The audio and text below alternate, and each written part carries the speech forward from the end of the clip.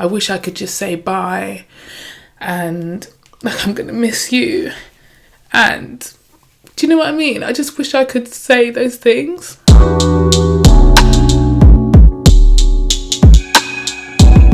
Hi everybody, welcome back to my channel. I hope you guys are doing really well. I've been MIA for a little bit. I'll have a bit of a chat with you guys shortly about where I've been, what's been going on. Yeah, I have like major bags. I don't know why. I've just had a nap, so I don't really know why. But that's what concealer's for. So I have been in Ghana for the last 3 weeks. I had such a good time there. I met so many nice people. So I went out with like one of my really good friends. Excuse the nail, because I went with 10. I came back with 8. The parties were really good, but to be fair, after a while partying gets quite boring, especially if you're in a country like Ghana where there's like so much history, there's like so much to do, so much to see. And I think it's been my first time since I've been an adult I've been in a country where it's been predominantly black people. This is not what we want. Let me get some cream before I start showing myself up in public. Yeah, it was just an experience. I really enjoyed being in Ghana, and I remember saying to my friends before we left, I'm gonna go and live there. I'm only going there to like, just to make sure that I'm not gonna make a silly decision, but I'm going to go and live there. Like, I can tell I'm going to like it. So when I landed, I'm not even kidding, okay, this is gonna sound very dramatic, but as soon as I landed, I got out of the airport, I remember feeling like, oh, I'm at home. I was looking around, I was like, it just feels nice. I feel like I was among my people. Had like a really good time. We visited, sorry, we just blot out my sins. I think I got this from like AliExpress. There's loads of stuff to do. So while I was out there, we obviously went to a few parties. So we were with, we had a Ghana Escapes wristband to get into the Ghana Escapes events. Okay, so this is one thing you've got to know. When you're in Ghana and they say something starts at 2 p.m, it basically means maybe like 9 p.m. And it took me a while to really adjust. Like, I get being fashionably late, but like this is a bit too much. Like, you're being very dramatic with your timing. I'm going to digress slightly. See, if you go to Ghana and you've got to take malaria tablets, don't take Malarone. Malarone will kick your ass. It made me feel like I had the flu. So you're supposed to take it, I think it's 2 days before you leave, during your time in Ghana, every single day, and then a week when you, after you come back. Now, like, I remember at the beginning of my holiday, I remember thinking to myself, okay, cool, this is going to ruin my holiday.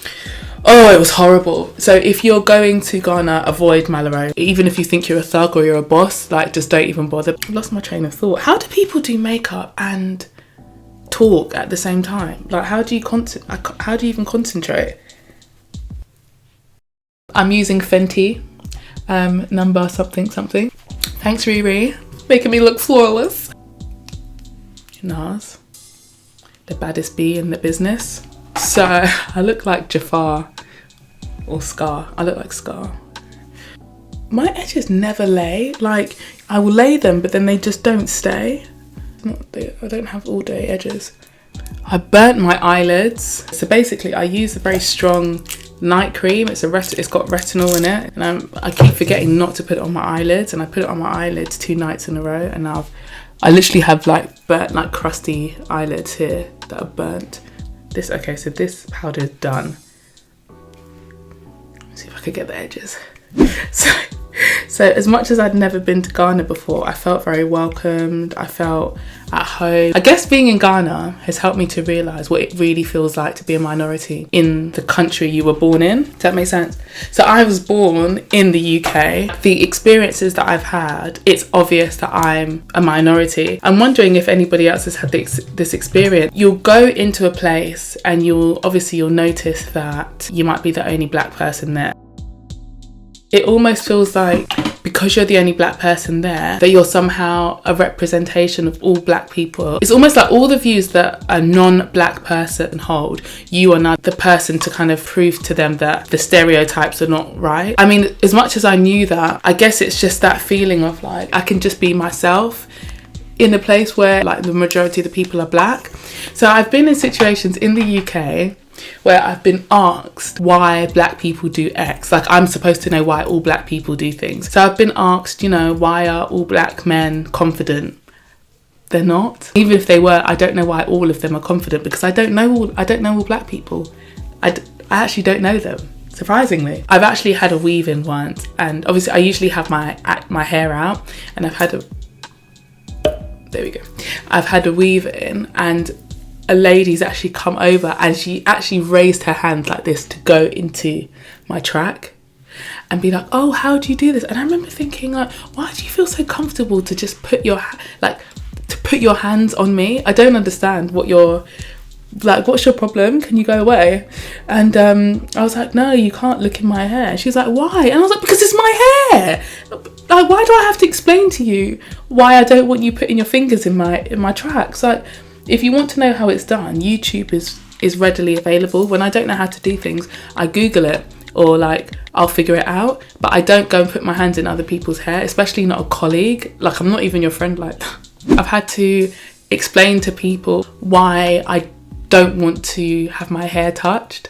And then this is what I find irritating. So someone will say to me, Gina, can I touch your hair? I'll say no, and they'll say why. Because I said no. That's the reason why. So what conversation is it that we need to have? I told you I don't want my hair touched. That should actually be the end of the conversation. It shouldn't be like, oh, but why? Oh, but come on, like, stop being like that. Stop being like what? I've told you I don't want you to touch my hair. What's the problem? I don't get it. And I find like those types of things, especially in a workplace, remind you that you're different. Do you know what I mean? It reminds you that you're the odd one out, that your hair or how you style your hair is not the same as everybody else's. And it's these little subtleties that it's almost like they go not unnoticed necessarily, but they go unnoticed day to day because they're tiny little portions of the day, but it can be incredibly taxing. And so I remember when I was in Ghana just thinking, wow, everyone's just got their hair out, or they've got it weaved, or they've got braids, but it's not a big deal. It is what it is. It's not the thing that makes people stand out. But I would just say, if you have a colleague at work, and you're curious about how she does her hair, just Google it. Leave her alone and just Google it. Unless you have a friendship like that, where you can ask her, oh, how do you do your hair? Or your hair looks really nice. Just leave her alone. Let her just come to work just like you do, and sit down just like you do, and get on with her day just like you do. That's all she wants to do. That's all I want to do. I had one of my directors, this was a while ago, one of my directors, I remember I came in with my hair out once, and everybody made a big song and dance about it, and my director said nothing. And I remember I came and sat next to her, and we just got on with the day, and I remember thinking, I appreciate you. I know you can see that I look different to what I looked like yesterday, but I appreciate you not saying anything and not making me into a spectacle, because every time I change my hair or I do something different, it's a big song and dance. It's like you're part of a circus. It's just tax. It's very, very, very tiring. Guys, why do you guys do like the gold highlight thing? I don't understand it. Your cheeks are not gold, so why is there like a gold line? It's very odd. So another thing, it's like, I was in two minds about speaking about this on camera. Just over a year ago, my grandmother passed away, and I don't want to talk about this. I'm going to try, because I already feel like I'm going to cry. Not Christmas Day just gone, previous Christmas Day, my grandmother passed away, and her husband, so like my step grandfather, had passed away the previous days on Christmas Eve. The first thought that I had was, I don't want to deal with this. This is the first death in the family, in my family, that's like affected me. I just remember thinking like, yeah, I don't want to deal with this. And so I kind of just put it to the back of my mind. And then you know what happens when, somebody passes away, then you get people, you get all the stuff with people coming out of the woodworks that are looking for money, and like how people treated my grandma's house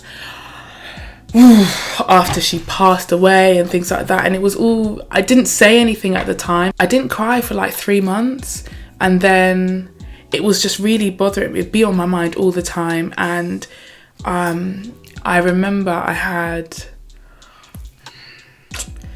Oh man, I had a dream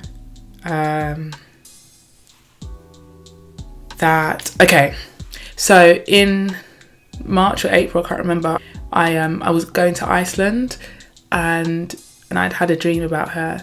So somehow we were all in church and we were sitting next to each other, we were just chatting and stuff like that, and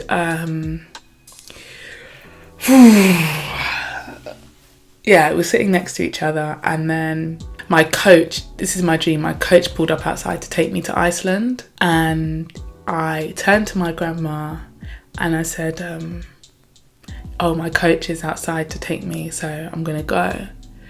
And she like grabbed my hand, and then she kind of like ushered me to kind of stand up to give her a hug. Before she hugged me, she said to me,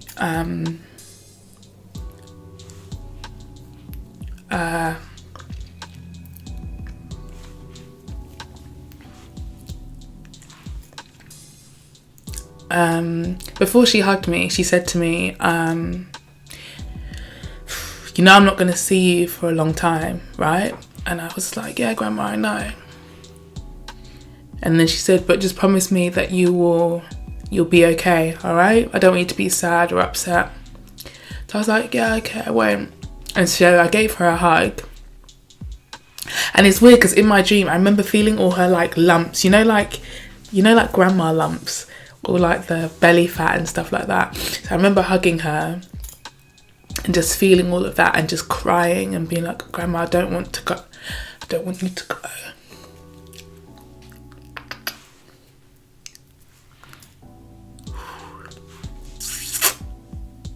Yeah, just thinking like, oh, Grandma, I just don't want you to go. And